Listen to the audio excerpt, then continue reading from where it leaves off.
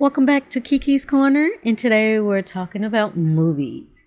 This is not necessarily a movie rant, but these are good movies. I decided to watch Rec and Rec 2, not Quarantine and Quarantine 2, but I'm going to compare those two later. But no, I watched the original Rec and Rec 2. I'm going to watch Rec 3 and Rec 4 later. But I wanted to talk about Rec 1 and Rec 2 because honestly, they're really good. I thought they were going to be like the standard found footage movie, but they're really, really good. In Rec 1, you're just getting the introduction, so the fear is going to be ramped up to like, I guess 100. It literally goes from 0 to 100 in this movie. When at the beginning, I don't want to spoil too much, but at the beginning, you start off with the film crew going around Spain, recording the nightlife and all that goodness. And then all of a sudden throughout the night, you hear the alarm going off for the firemen, right? So she thinks she's gonna get a little bit of footage for her little TV segment. So she follows along, she tags along. And you get to this apartment complex. Just imagine, you're just thinking of getting a few footage and then you're going to go back to the TV studio and you're going to record it. You're going to edit it and do all that. But no, as soon as they get there, they meet a police officer and you're like, the police officer here? Why do you need firemen? Okay, cool, weird. Okay, you go up to see what's wrong. And I'm going to show you my favorite part. Once they get into the apartment, one of my favorite parts, they're all just huddled around talking and doing this and doing that, right? And all of a sudden, they see this woman standing in the back of the apartment. And she's just standing there menacingly. Like that SpongeBob meme gonna say, he's just standing there menacingly. And like for me at that moment, you just know, you have a gut feeling that, damn, I done fucked up right at this moment. It's something going on and I do not need to be here. I need to be like 100 miles the other way. Right? But that's just me talking. I'm black. So, of course, I'm going to be thinking, okay, something's wrong. I don't need to be here. I need to get the F up out of here. Right? So, they deal with her and all this goodness going on. I'm not going to say too much more. If you haven't seen it, you really should. It's an old movie, so I'm pretty sure almost everybody's seen it. But I don't want to spoil too much. And then going along, it's just, you get that good shaky camera footage. That's why I say it's a good found footage movie, because some of the ones, they're too steady. They're just got a little bit of shake up in there, but in this one, you see all the running, the movements, the hitting, and the cameras falling on the floor and all that. It's just a masterpiece in my opinion of a found footage movie. Now, I haven't seen too many. I'm going to watch some more and put it on here for you guys to listen to my little rants, my little thingamajiggies. But, yeah, back to the movie. And doing it all, they go into another apartment. They go back into the apartment, right? Thinking they cleared out everybody. Everybody's gone. They don't have to worry about nobody. And then it's silence, and then all of a sudden you hear thump, thump, thump. You hear something going on. They turn around, they see this girl just running and screaming at them. That's when you just like, okay, it's time to go.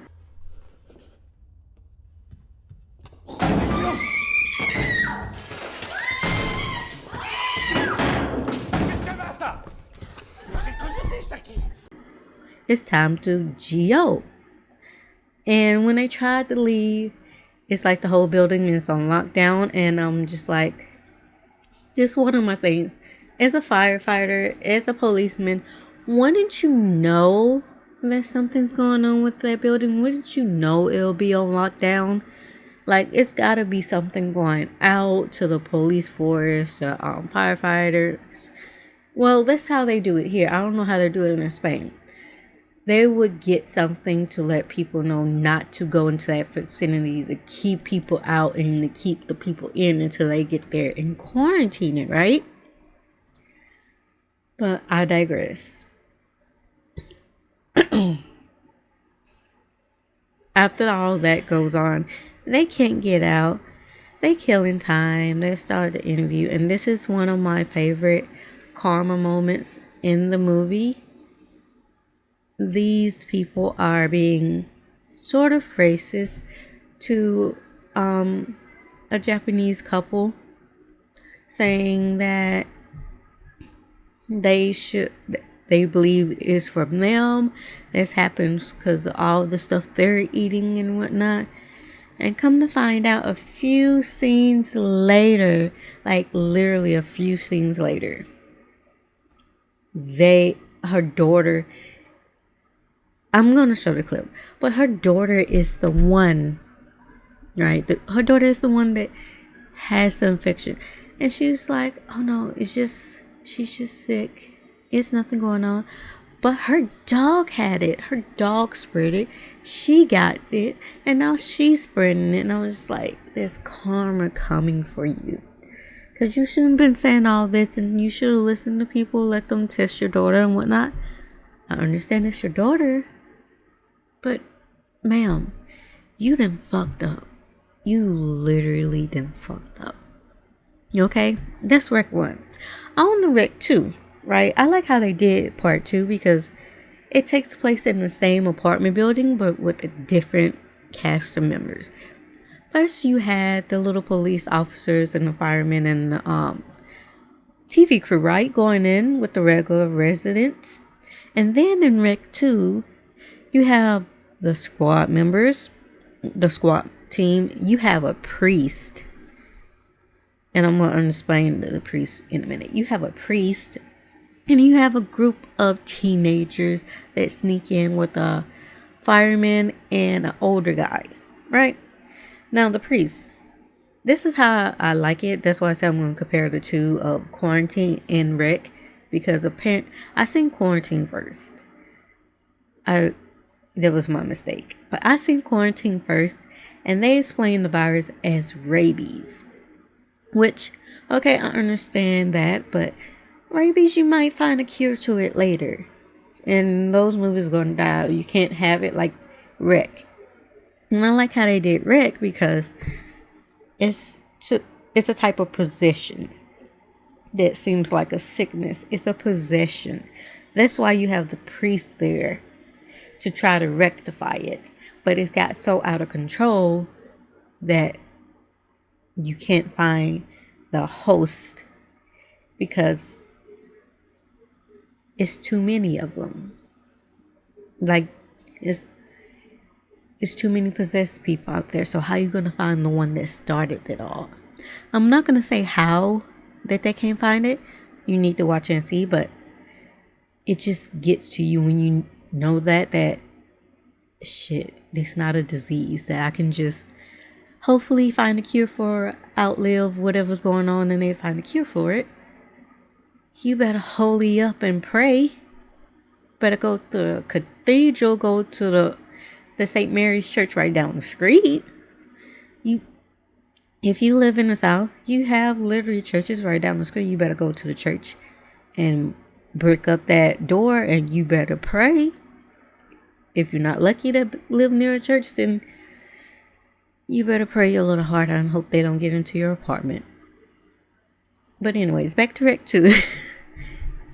Now where was I? It starts in the apartment, right? In the same apartment. I liked how they did that. Just a different camera crew, and they got different cameras. This time, it's like the squad teams have the camera so they can see the feed of where the members are if they're separated from the group instead of the handheld cameras, right? And I like that little aspect of it. So you can see when the officers are sweeping the room and everything. And because everything is top secret, These squad members don't know what's going on. They don't know what, they just know it's a sickness, it's an infection going on. They don't know what type of infection going on. So they got the priest in here with them and they don't know what's going on. But the priest knows what's going on. And he doesn't say jack shit to them. Which really irked my nerves because one of them runs into a possessed person, gets got. Because he don't know what's going on. And the other one's asking questions. Nobody leaves without my say so is what his deal is. You know, those type of people. At least tell them what's going on. It's still a good movie, but at least tell them what's going on. And then as you go on, you got the team breaking down because they don't know, like I said, they don't know what the hell is going on. And the priest is just like, we have to find this. We have to find that. You know how to get the cure and stop all this from happening, from spreading even faster. This is still, and I understand that that's very important. But still, you have to tell your people what's going on. He doesn't do that. And because he doesn't do that, bodies start stacking. You got one squad officer in the closet because he didn't got possessed. You got the other ones freaking out because they don't know what's going on. They don't know if this is a possessed person or if this is a normal person. And he's shooting all over the place because he's scared. You got the other ones want to leave, but like, hey, no, this mission is over with because we don't know what's going on. And the priest is like, it's top secret. We can't tell nobody. We have to finish the mission and nobody leaves without my say so. Just literally the orders. And so they have to go through the building, la-di-da, searching the apartments for whoever he's looking for. And they found all the stuff on the walls from part 1 about the girl that started it all. And I'm not going to get into no lore because I suggest you go watch it. These are just my ramblings on the movie. It's a really good movie. But anyways, you find all the stuff, the evidence of the girl being there, but nobody's in the apartment. So where the heck did the girl go? They have to go find her. And while they're doing that, you have you hear my dog back there? He's having a dream. That's him sleeping, if you can hear it. But anyways, while that's going on, you have the teens goofing off with a video camera. And you see them with it at first, and then you see them noticing what's going on. But like the idiots that they are, right? They still want to go inside of the quarantine building because, oh, this can be our big shot of YouTube and making a video and getting money. That's literally their thing. And I'm like, what the fuck? You see the building is taped up. You see the police officers, the squad members all over. And you want to go inside the building of the taped up bullshit that's going on. Right? Yeah. Makes no sense, right? But I'm getting there. One person, the girl out of the group has sense. And you would think she would stick to her gun and say, no, I'm not going down in there. I'm not going in that building. I'm going to show you a few clips, but she does not. She somehow ends up going with them. They convince her to go. I mean, y'all see what's going on. You're still going in there. But your thing is, you don't have any mask on. You can't. We're not that stupid. This is not going on. You're telling a police officer, a firefighter, that this is not real when he has friends that he lost in this building. Make it make sense. It doesn't. And my favorite part of in Rec 2, I like the other parts, but this is my favorite part. When this kid is not listening, it's just sweet justice. The firefighter gets so fed up that he smacks him. He needed a come to Jesus moment and got smacked. He needed that smack. And then he gonna turn around and try to leave like, this fucking asshole didn't slap me, You deserved it, my man. You deserved it. Because y'all shouldn't have been there in the first place. And now y'all can't leave because guess what? The police followed you, waited until you got inside, and welded the exit shut. So there's no more exit for you to get out of. So I'm not going to say who all survives at the end because it's a shocker if you haven't seen it. But I suggest you go watch it. And I'm going to leave this part right here because if I say any more, I'm going to give everything away because these two movies are good. And I'm going to go back and watch part 3 and part 4. And I'll get back to you with that. So I'll see you later and bye-bye.